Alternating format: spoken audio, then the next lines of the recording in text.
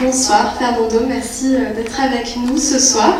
Alors on va essayer de pas trop en dire puisque les spectateurs n'ont pas vu le film, mais en fait L'oubli que nous serons est adapté d'un best-seller d'Hector Abad, éponyme. Qu'est-ce qui vous a touché dans cette histoire et pourquoi vous avez voulu la porter à l'écran?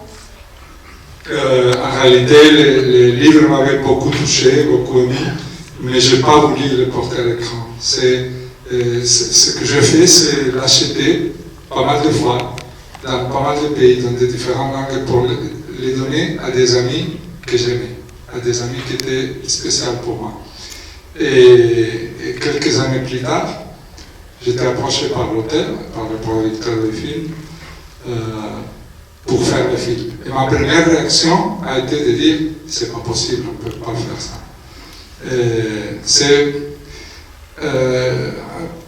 Ouais, parce que c'était une histoire très personnelle, très intime, et aussi parce que comme je suis un lâche, j'ai toujours peur de bons livres. Hein? Alors c'est mieux de prendre un livre mauvais. Hein? Alors tu changes tout, tu trahis l'auteur, tu fais n'importe quoi. Mais ici c'était trop beau, et quand un livre est trop beau, on a pudeur de le toucher. Mais finalement, comme à part l'âge, je suis aussi impudique, et j'ai fini par faire le film. Et je suis ici, parce que c'est moi. Et la dernière fois que j'étais ici, c'était avec des grands amis, avec Jean-Claude Carrière et Jean Rochefort, pour présenter un film qu'on avait fait ensemble. Donc cette salle m'a fait penser à eux. Et je suis content de retourner. Merci à tous d'être là.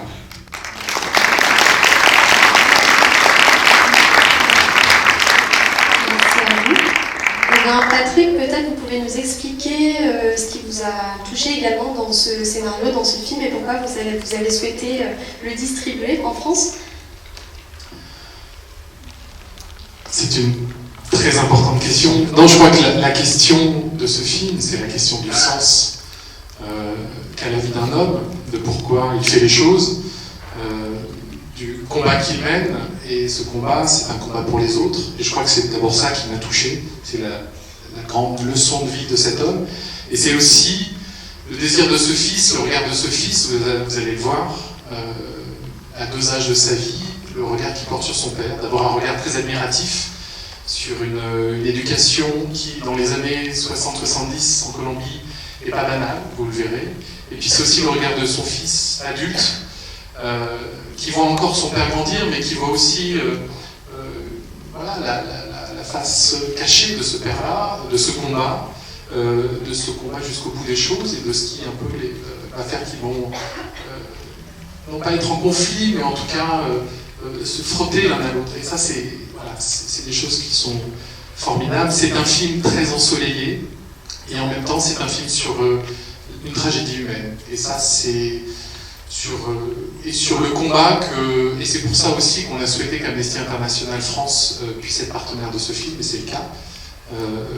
Le combat qu'on doit mener contre l'injustice pour les droits humains. Et c'est pour ça qu'on a fait venir ce soir Katia Roux, qui est chargée de plaidoyer, merci, pour Amnesty International France, et qui va nous dire aussi pourquoi Amnesty a souhaité s'engager aux côtés de ce film pour porter la parole du docteur Abad Gomez, dont vous allez voir la vie tout à l'heure sur grand écran. Merci beaucoup, bonsoir à tous et à toutes. Effectivement, Amnesty International soutient ce film, et c'était comme une évidence en réalité, puisque ce film raconte tout simplement l'histoire d'un défenseur des droits humains, le parcours d'un défenseur des droits humains et son engagement, comment il se construit aussi au fil du temps, voire même parfois malgré lui. On a souvent l'occasion de dire que les défenseurs des droits humains ne se reconnaissent pas forcément en tant que tels, ils ont simplement l'impression de faire ce qui est juste, ce qu'ils doivent faire, et ils ne peuvent pas faire autrement. Et donc Amnesty International a lancé il y a quelques années maintenant une campagne qui s'appelle Brave, qui veut dire courageux ou courageuse en anglais. Et je pense qu'à la fin de la projection, vous conviendrez que le docteur Abad Gomez n'en manquait pas de courage. Et donc effectivement, on soutient ce film aussi pour montrer à quel point il est important d'attirer l'attention sur ce qui peut coûter, ce qu'il en coûte aussi de défendre les droits humains aujourd'hui. On ne peut pas simplement s'attaquer comme ça aux violations des droits humains, on doit protéger aussi les personnes, les soutenir, celles et ceux qui sont en première ligne, celles et ceux qui ont le courage justement de dénoncer les injustices, les violations de droits humains, et qui pour cela peuvent faire l'objet aussi d'attaques ou de répression. Et donc il déploie un courage sans nom absolument inouï pour répondre justement à cette situation. Donc voilà, je ne veux pas en dire plus parce que je ne veux pas révéler trop d'aspects du film. En tout cas, ce film fait aussi une résonance, résonne tout particulièrement aujourd'hui au vu de l'actualité en Colombie également. Donc c'était important pour nous aussi de le mentionner. On voit qu'aujourd'hui encore, des milliers de personnes se mobilisent contre les inégalités sociales et les injustices sociales en Colombie. Et donc ça a du sens aussi aujourd'hui de pouvoir porter ce message-là. Merci beaucoup.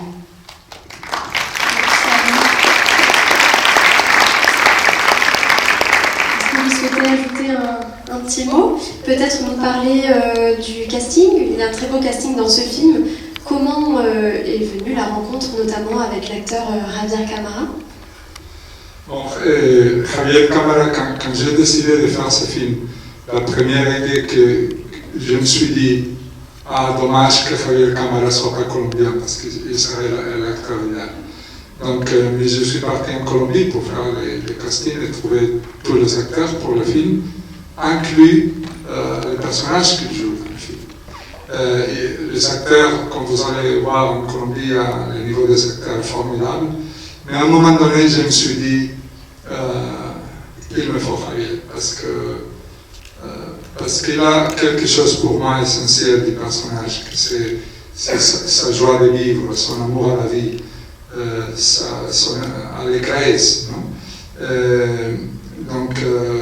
Comme il existait beaucoup de documents sonores d'enregistrement des personnages réels, Javier vraiment il a pu se mettre dedans et faire l'accent parfait, tout ça.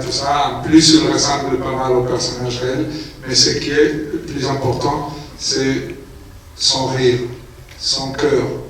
L'émotion qu'il prête au personnage. Donc, ça a été c'est le seul acteur qui n'est pas colombien, à part un autre personnage qui est américain, qui est joué par un américain. Sinon, le reste sont colombiens. C'est un film colombien 100%, même si je suis espagnol. Merci beaucoup. Merci. Et on vous souhaite une très bonne séance.